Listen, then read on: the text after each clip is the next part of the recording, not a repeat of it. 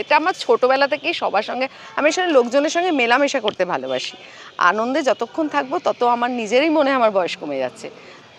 দেখো, এখন এই যুগে প্রত্যেকে যখন দেখে, আমি কিছু কিছু দর্শকের কথা, মা ঠাকুমা যারা একাত্ম হয়ে দেখে, তাছাড়া এখন সবাই জানে যে কোনটা সিরিয়াল আর কোনটা আমি ভালো খারাপ তো সব কিছুই আছে। একটা পরিবারের মধ্যে কিছু মানুষ খারাপ থাকে, কিছু মানুষ ভালো থাকে। তো আমাদের কাজটা এরকম একটা শেষ হবে, একটা শুরু হবে।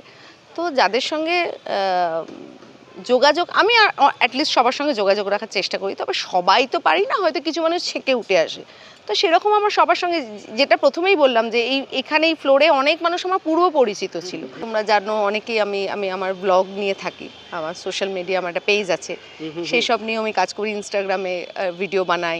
তো সেগুলো তো আমি সেগুলো রাখি এই জন্য যে সবসময় তো অভিনয় করার সুযোগ থাকে না, ওইগুলো আমাকে চাঙ্গা রাখে।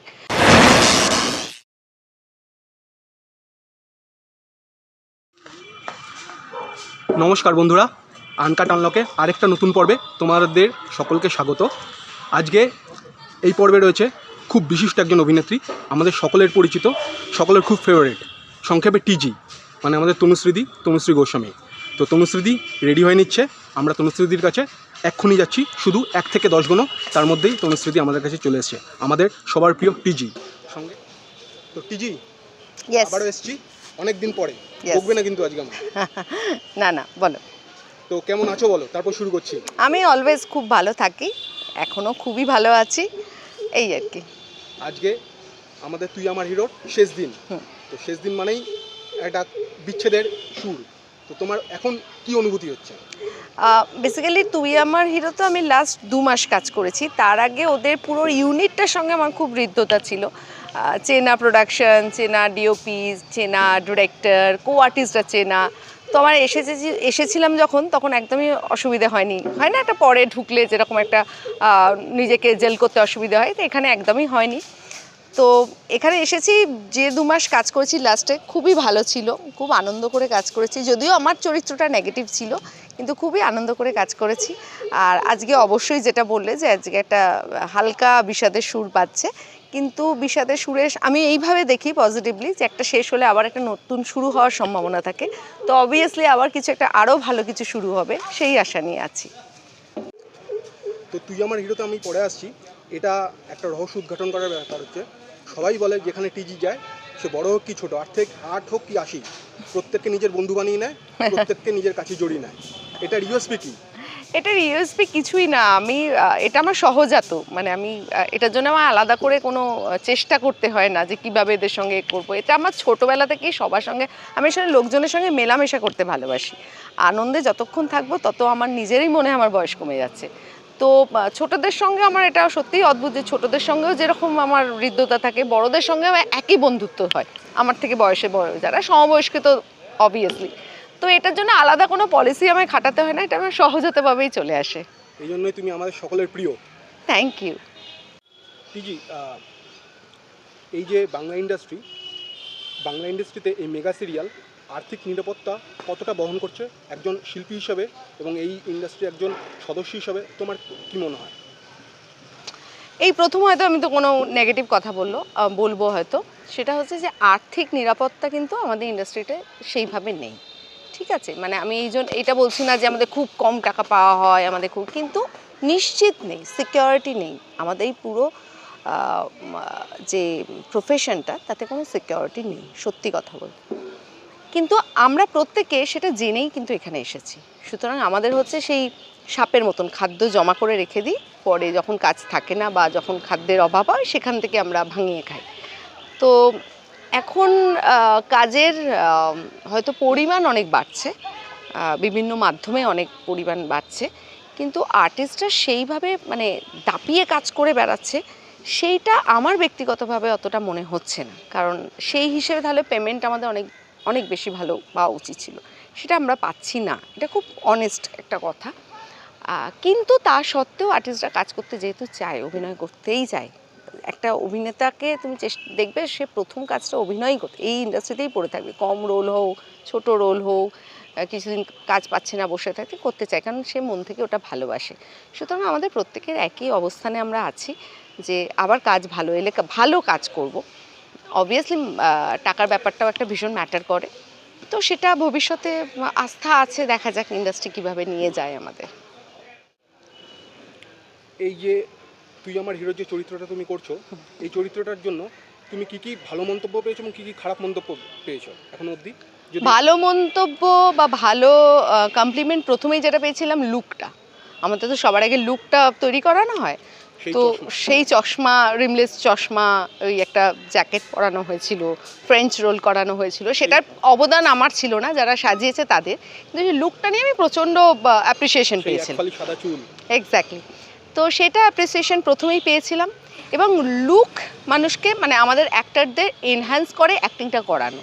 আমার ব্যক্তিত্বকে যতটা প্রতিফলিত করবে আমার লুকটা, সেইভাবে আমি অভিনয়টা খানিকটা করব।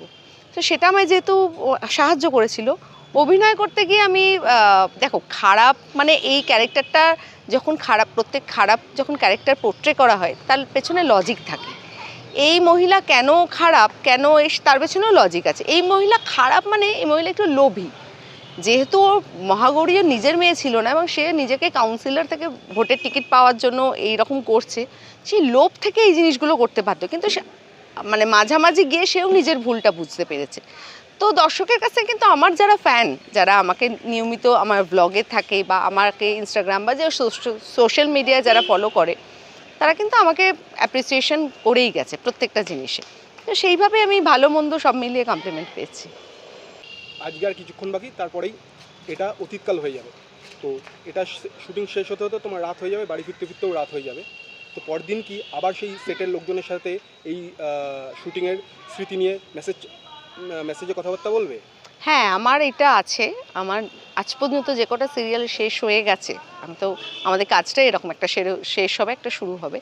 তো যাদের সঙ্গে যোগাযোগ, আমি অ্যাটলিস্ট সবার সঙ্গে যোগাযোগ রাখার চেষ্টা করি। তবে সবাই তো পারি না, হয়তো কিছু মানুষ ছেঁকে উঠে আসে।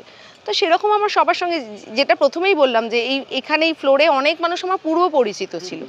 তো সেই জন্য এদের সঙ্গে আমার রিলেশনশিপটা রয়েই যাবে। তো অবভিয়াসলি আমার হয়তো কালকে আমি মেসেজ করবো না, তো ডেফিনেটলি টাচে তো থাকবো। এবং এটা আমি জানি যে তনুশ্রীদি যার সাথে একবার বন্ধুত্ব করে তাকে কিন্তু ছাড়ে না। তনুশ্রীদিকেও ছেড়ে গেছে অনেকে, সেটা তনুশ্রীদির আক্ষেপ করেছে, কিন্তু তনুশ্রীদি কিন্তু কখনো কাউকে ছাড়ে না। এটা তনুশ্রীদির সব থেকে বড় গুণ। সেই জন্যই তনুশ্রীদি এত ভালো একজন অভিনেত্রী, সব থেকে ভালো শিল্পী। থ্যাংক ইউ দিদি। এরপর তোমার কি কি প্রজেক্ট হাতে আছে, কি কি কাজ করবে? আমার আপকামিং দুটো প্রজেক্ট হাতে আসছে। একটা তো খুব তাড়াতাড়ি শুরু হবে, আর একটা কথাবার্তা হচ্ছে। এছাড়া আমি তোমরা জানো অনেকেই, আমি আমার ব্লগ নিয়ে থাকি, আমার সোশ্যাল মিডিয়া, আমার একটা পেজ আছে, সেই সব নিয়েও আমি কাজ করি, ইনস্টাগ্রামে ভিডিও বানাই। তো সেগুলো তো আমি সেগুলো রাখি এই জন্য যে সবসময় তো অভিনয় করার সুযোগ থাকে না, ওইগুলো আমাকে চাঙ্গা রাখে। তো সেই জন্য ওগুলোকে আমি কাজ বলে কিন্তু মনে করি, ওগুলো যে অকাজ তা নয়, ওটা আমি খুব সিরিয়াসলি করতে থাকি। এবং ওটা ছাড়া আমার হাতে আপকামিং দুটো প্রজেক্ট আসছে খুব এক্ষুনি। অবভিয়াসলি কিছু তো টার্মস অ্যান্ড কন্ডিশনস থাকে, আমি বলতে পারছি না। খুব তাড়াতাড়ি দর্শক আবার টিভির পর্দায় আমাকে দেখতে পাবে। শেষের পথে এসে গেছি। তুমি অবসর সময় কিভাবে কাটাও? আমার খুব কম অবসর থাকে, মানে আমার প্রত্যেকটা, মানে আমি যে বাড়িতে বসে বসে কিন্তু আমি শুয়ে বসে থাকি না, কিছু না কিছু করতে থাকি। আমার একটা পেট আছে, আমার পুষ্যি পুত্র আছে, তাকে নিয়ে খানিকটা সময় চলে যায়। আমি ভীষণভাবে সংসারী, কিন্তু একইভাবে আমি যেরকম উড়নচণ্ডী বাইরে ঘুরে ঘুরে বেড়াই বন্ধুদের সঙ্গে, একইভাবে আমি সংসারটাকেও আমার মনে হয় আমি খুব গ্রিপে রাখি। তো সেই বাড়িরও কাজ প্রত্যেকটা হয়তো আমি মানে নিজে থেকে হয়তো হাতে করতে পারি না, কিন্তু আমার নখদর্পণে থাকে, মানে কোনটা কি করতে হবে, কি করতে হবে, সেগুলো নিয়ে আমি খুব আনন্দের সাথেই করি। বাড়ি সাজানো বা কিভাবে এটা চলবে আর কি, সেইটা আমি ডাইরেকশন দিতে থাকি। আর অবসর সময় বলতে আমি অবসর সময় খুঁজে পাই না গো, মানে খুব খুব এত কিছু করার পর আমি নাচের ক্লাস করি, আমি নিজের ব্লগ নিয়ে থাকি, আমার বাড়িতে একটু সময় দিতে হয়, আমার পুষ্যি আছে, আমার ফ্যামিলিকে সময় দিতে হয়, আমার শুটিংয়ের টাইম, আমি নিজে একা একা সিনেমা দেখতে খুব ভালোবাসি। একা আমি ম্যাক্সিমাম আমার লাইফের সিনেমা আমি একা দেখেছি। আমি একা সিনেমা দেখতে, আমার খুব ভালো সিনেমা হলে আমার মনে হয় আমি একা যাব, আর খুব হালকা হ্যাঁ হি হি সিনেমা হলে আমি বন্ধুদের সাথে, আদারওয়াইজ আমি ম্যাক্সিমাম সিনেমা একা যাই। তো এত কিছু, এগুলো আমার কাজের মধ্যেই পড়ে। এরপরে যদি কোনো অবসর সময় থাকে, সেটা আমি ঘুমিয়ে পড়ি, ঘুমোতে ভালোবাসি, ঘুমিয়ে পড়ি। আর এই যে ঘোরার কথা বললে, হুম। তোমার এই লিস্টে 2026-এর লিস্টে কোন কোন ঘোরার জায়গাগুলো তুলে রেখেছো? এইগুলো না লিস্ট করলেই মন খারাপ হয়ে যায়, কারণ সবসময় হয় না আমার যে কোনো ঘোরা কোনোভাবে প্ল্যান করে হয়নি, হুট করেই হয়েছে এবং হুট ম্যাক্সিমাম করে ঘোরাটাই বোধহয় সবথেকে ভালো। সব থেকে হয়, কারণ তাতে মন খারাপের কোনো সিন থাকে না, আর হুট করে অ্যারেঞ্জ করলেও খুব আনন্দের সাথে অনেক কিছু হয়ে যায়, তো সেটা হয় মাইন্ডে হয়ে যায়। কারণ তার আগে ঘোরা মানে তার বাজেট ফিক্স করো, এই করো ওই করো, বা হলো না। আর আমাদের ঘোরাটা কেন হয় না সেটা হচ্ছে আমাদের ছুটি পাওয়াটা খুব দুষ্কর ব্যাপার। এই নয় যে আমরা 365 দিনই কাজ করি, কিন্তু যখনই আমি কোনো কাজ শিডিউল নিজে থেকে পার্সোনাল কাজে রাখবো সেটাতেই শ্যুট পড়ে, সুতরাং কোনো আর্টিস্ট নিজেরা আগে থেকে প্ল্যান করতে পারে না, তো সেই জন্য হুট করেই ঘোরা। তো অবভিয়াসলি আমি আরও আমার আরেকবার আমি তিনবার গোয়া ঘুরেছি, আমার আরেকবার গোয়া যাওয়ার ইচ্ছা আছে, আর পাহাড়ে ইচ্ছা আছে, তবে কোনো পার্টিকুলার ওইভাবে কিছু নাম নেই, সব দেশের মধ্যে, এখন বিদেশ ভাবছি না। দিদি, শেষ প্রশ্ন, যারা তোমার ফলোয়ার্স, যারা তোমার ফ্যান এবং যারা তুই আমার হিরোর ফলোয়ার্স, তাদের উদ্দেশ্যে কি বলতে চাও?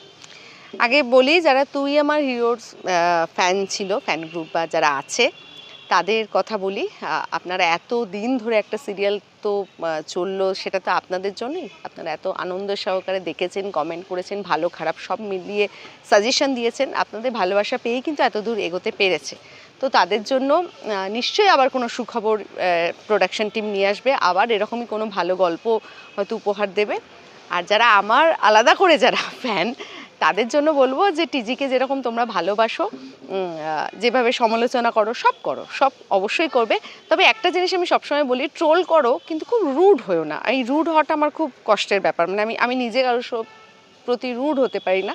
তো তোমরা ভালোটাকে শাসন করে বলতে পারো, খারাপ কিছু অপছন্দ হলে সুন্দর করে বলতে পারো, তারও আমি উত্তরও দিই, কিন্তু অকারণে রুড হয়ে মানে এমন একটা ওয়ার্ড ইউজ করবো যাকে আমি চিনি না, তাকে একটা ওয়ার্ড ইউজ করে যে তাকে একদম মানে গালাগাল দিয়ে করে, এগুলো কোনো প্রয়োজন পড়ে না। তো আপনার অপছন্দটা আপনি এমনি নর্মাল লিখে জানালেও আমি জানতে পারবো, তো সেইটা না হওয়াটাই আমার মনে হয় বাঞ্ছনীয়।